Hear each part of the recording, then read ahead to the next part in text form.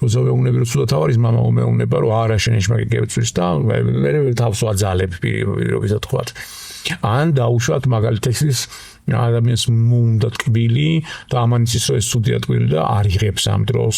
არადაც ჩინის სხვა პროცესი მიმდინარეობს. მარილზე 1000 თემაა ხოლმე რომ ეს ცუდია ინტერნეტს გადაშლი და ესენი არ იღებენ მარილს და მე ხელოვნურად რაღაც უბედურებას იმართებენ და ასე შემდეგ და თვითონ ორგანიზმი და მისი ურთიერთქმედება ადამიანის და გარემო ისე არის ჩამოყალიბებული, ისე არის ფორმირებული, რომ რაც ჭირდება ორგანიზმს, თუ იქ რაღაცა ძალიან ეს არ არის უზომობა და უბედურება და უარსაფრთხო ხარისხება თუ არ არის, ის ორგანიზმი ზუსტად ეუბნება, თუ ფოსფორი მჭირდება, თუ ნატრიუმი მჭირდება, კალიუმი, კალციუმი თუ რა მჭირდება და ამისთვის დავისთავად ადამიანი არ უნდა ჭიდაობდეს. მე თვითონ აი ეს მომენტები უზომობის რაც არის თუნდაც კულტურა ისტორია რომელთაც გამოიარა საზოგადოებამ თუნდაც კომუნისტური პერიოდი რაღაც დოზით როცა იყო გაქანებული დეფიციტი იყო და ამ დეფიციტის გამო წარმოება არ იყო ისეთი და რაღაცა ტიპიური წარმოება იყო ამ ტიპიურმა წარმოებამ ფერებში ტანსაცმელში რაღაცა სტანდარტები გამონახა.